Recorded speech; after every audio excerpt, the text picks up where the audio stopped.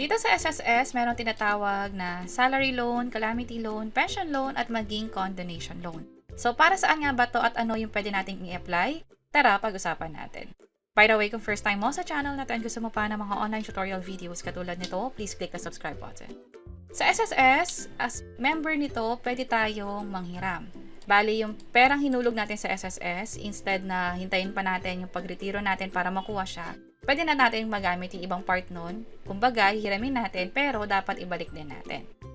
At meron nga tinatawag na salary, pension loan at calamity loan.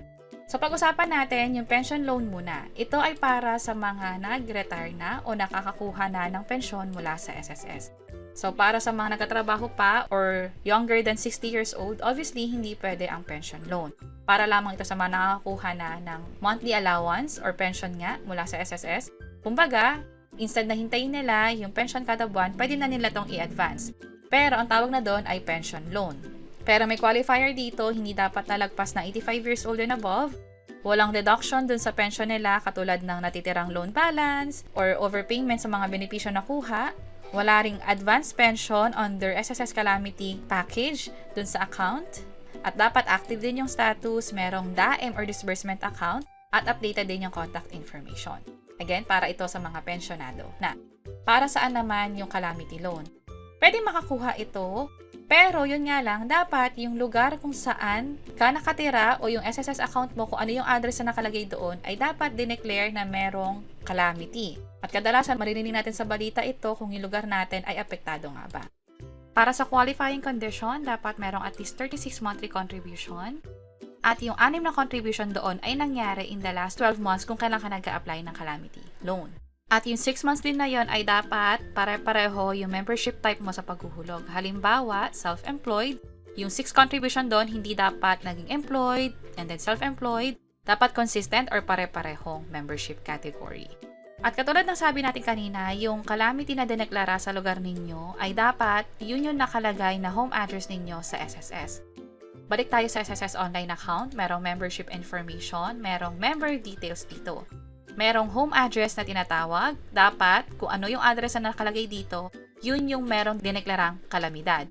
Kasi kapag nag-apply kayo ng loans at wala pa lang nakadeclare na calamity doon, ang makukuha yung error message ay katulad nito. No available calamity loan assistance program as of this time. And lastly, dapat hindi pa nakakuha ng retirement benefit o total disability benefit. Wala ring past due na short-term loan. Ano yon? Yun yung pwedeng salary loan o yung iba pang loan dito. At wala ring outstanding loan sa SSS. So yun yung mga dapat ating malaman pagdating sa calamity loan. Lastly, merong salary loan na tinatawag. Ito yung pwede nating i-apply sa SSS mismo kung sakaling kahit walang calamity o hindi pa tayo pensionado. Pero may qualifying condition din. Katulad nung kanina, at least 36 monthly contribution, 1 month loan yung pwedeng i-loan. Paano yan malalaman? Pumunta dito sa dashboard at merong view contributions dito. Makikita agad dito yung total number of contributions, nakaka-86 na yung member na to. So it means pwede na mag-apply ng salary loan ito at dahil 86 to, mas malaki yung pwedeng ma-loan. Nakalagay kasi dito na 2-month loan o 40,000 pesos yung pwedeng makuha kapag more than 72,000 pesos na yung naging contribution sa SSS. At pwede lang makapag-loan katulad ng sa qualifying condition ng calamity, dapat yung 6 contribution nangyari siya in the last 12 months. Walang permanent disability or retirement benefit, hindi more than 65 years old, walang fraudulent transaction sa SSS, at yung last 6 contribution ay dapat pareho yung membership type or category. So, balik tayo sa SSS. Halimbawa, loans, salary loan. Ganito siya mag-apply, mabilis lang. Dito, since meron ng bank account na naka-enroll sa SSS, hindi na magkakaroon ng error message o hindi na kailangan i-require na mag-enroll ng disbursement account. Scroll down tayo, merong loanable amount, pwedeng pumili ng mas mababa o pwedeng isagad to 40,000 pesos kung pwede sa account ninyo. Kung hindi naman, ang makikita nyo ay pwedeng 20,000 pesos. So, halimbawa, gusto kong i-loan ay 40,000 pesos. Click ko yung next. Andito yung disclosure. I-download lang to at kapag in-open ninyo, makikita ninyo dito yung amortization. Yung ikakaltasin nyo kada buwan. Andito rin yung pinaka-net loan o yung makukuha ninyong pera kapag na-process na yung loan sa SSS.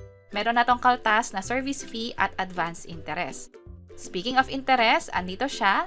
Sa pinakababa, ito yung ina-apply na interest sa inyo. Siya nga pala, sa ngayon, nasa 10% siya, pero in-announce na rin ng SSS mismo na ibababa na nila ito. Nandito tayo sa website ng SSS kung saan in-announce sila na mula sa 10% na salary loan, ibababa na sa 8% para sa salary loan at 7% naman para sa calamity loan. So kung makakapaghintay kayo, pwede nyong hintayan na maging 8% to para nga naman mas maliit na lang ibabalik nating bayad sa SSS para sa niloan natin. At halimbawa, okay na-review na natin to. Check lang yung I have read. Click yung next. Ito yung net loan o yung makukuha nating pera na itatransfer ng SSS sa bank account na in-enroll natin. Sa case ko, ito yung bank account na naka-enroll. Check ko lang to and then submit. I-check lang ulit to at i-click ang OK. At dapat hintayin ninyo yung confirmation na katulad nito na nasubmit na nga yung loan application natin. Hintayin ang approval ng SSS.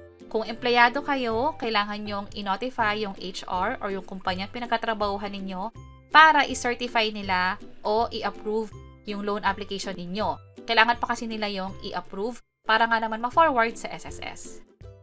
At kapag nga nasa SSS na, hintayin na ma-approve ito. Once approved, hintayin na ma-release yung pera or ma-transfer yung pera within 3 to 5 working days kung online application. Pero kung over-the-counter, 5 working days naman ang hihintayin. Sa ginagawa natin na to, ito yung online application kung saan ito yung tatakbo ng 3 to 5 working days, hindi kasama yung weekends and holidays sa pagpila. And sa experience ko naman nung nag-apply ako ng loan dati, totoo nga, nung na-approve ng SSS, after 3 business days, nakuha ko na yung pera doon sa bank account ko na siyang na-withdraw ko na din. And lastly, meron ditong loan penalty condonation kung saan, kung sakaling hindi ka nakapagbayad ng loan sa SSS ng matagal na panahon na, merong ino-offer na condonation ng SSS kung saan i-waive na nila yung penalty. Ang babayaran mo na lang ay interest sa kanila at dapat itong bayaran in the next 24 months para nga naman maklear na yung outstanding loan balance dito sa SSS. And that's it. Sana nakatulong tong video na to. Kung oo, pakiclick ang like button at para sa iba't ibang mga tutorial videos, pwede nyong i-check itong mga nasa baba. Sana makatulong and see you sa mga next videos. Bye-bye!